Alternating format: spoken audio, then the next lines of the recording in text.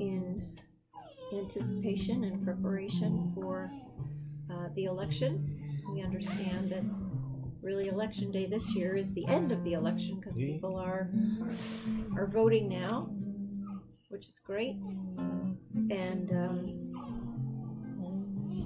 we figured that since Psalms are often offered for healing of the sick, we would offer these Psalms for the healing of the soul of our nation. We're up to Psalm 15. We've been reading a different one each day, and they've been amazingly relevant and challenging and wonderful, really, as we dive into them. Psalms, not a prayer, but a lift.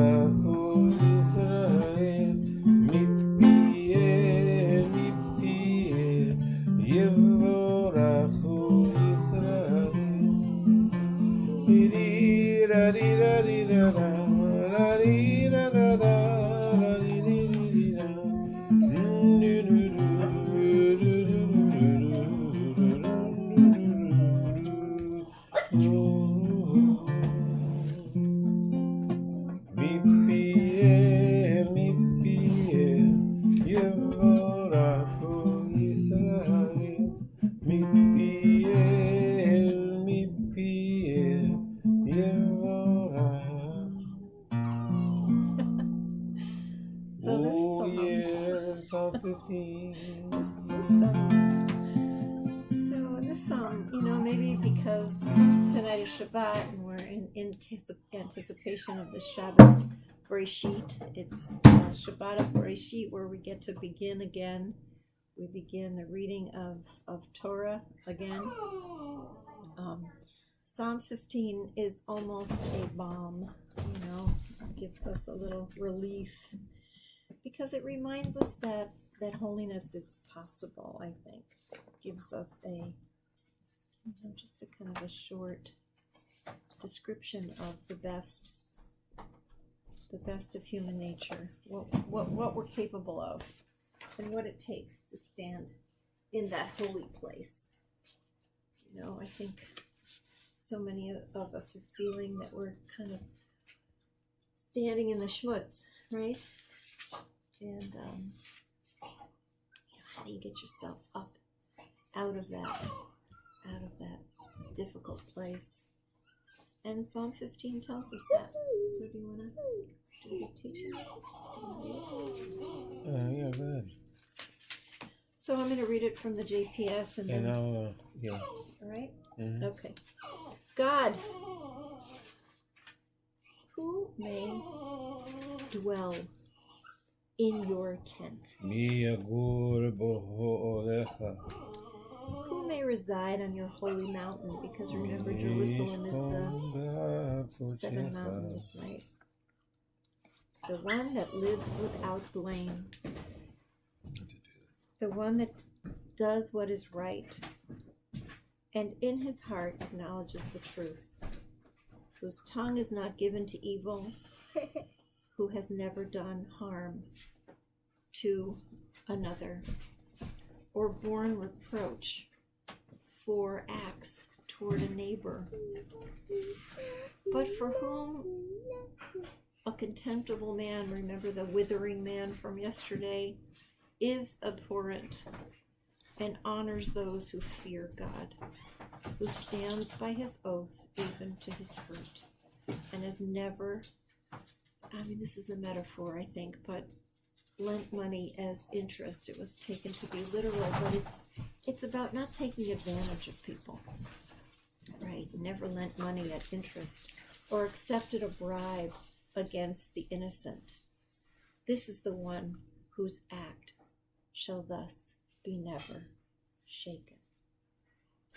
And, I think After all of these psalms that have been describing,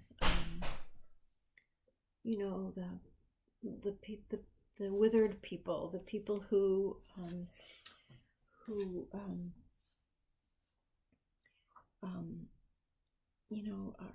speak with deceit, the people who are only there for self-interest, the people who drag all the rest of us down, that to hear this Psalm 15 about the one who, chooses to live in a different place.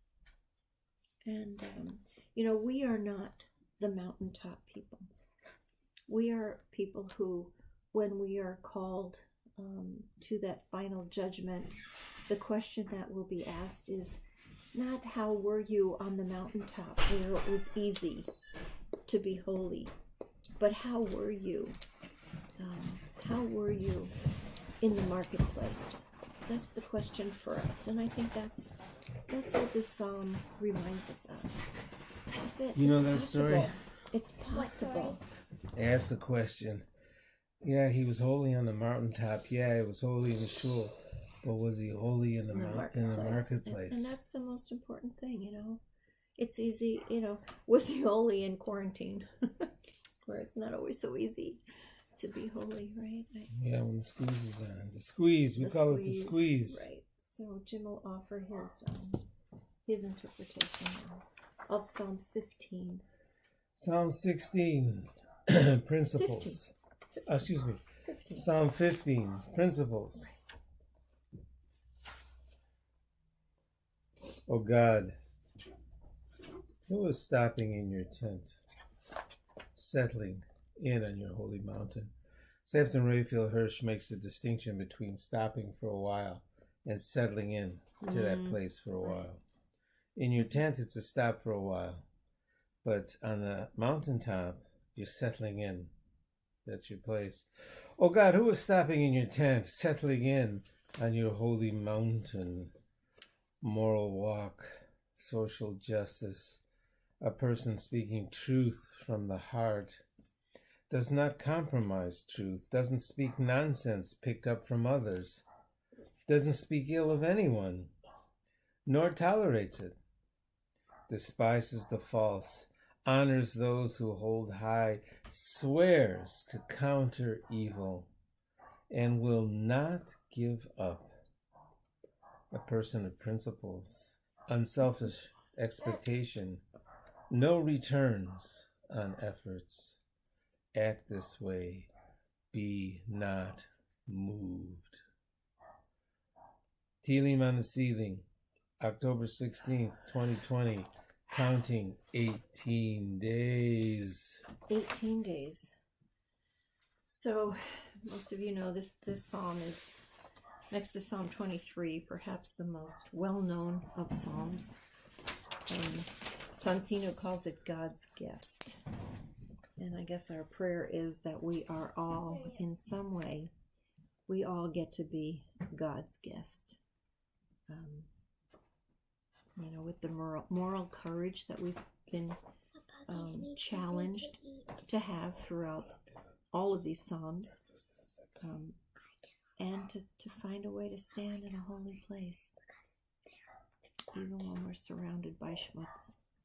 So we wish everybody a Shabbat Shalom, a good Shabbos, and a meaningful Shabbat Bereshit when we get to read the very beginning and study the very beginning of Bereshit. Turn it for everything contained therein. Think about how differently we were as we began again last year, the place that we are this year.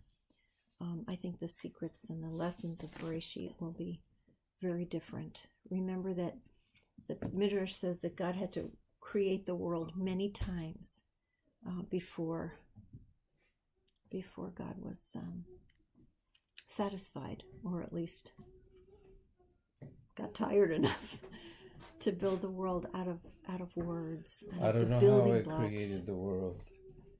It didn't fit my expectations. Right. I created a pillow of comfort Right. and the determination to fix it. Right. And so that's why we're here. We are here to do that work of tikkun because the world is imperfect. And I think Psalm 15 gives us hope that we can be part of that repair. So a little lift for this day with 18 days counting until the election. So have a great day and a Shabbat Shalom. We are doing services tonight, right, at 6 o'clock Central Time. And we'll be back for Havdalah tomorrow night at 8 o'clock Central Time. And then we will be back with Psalms on Sunday morning. Psalm 16. Have a great day, everyone.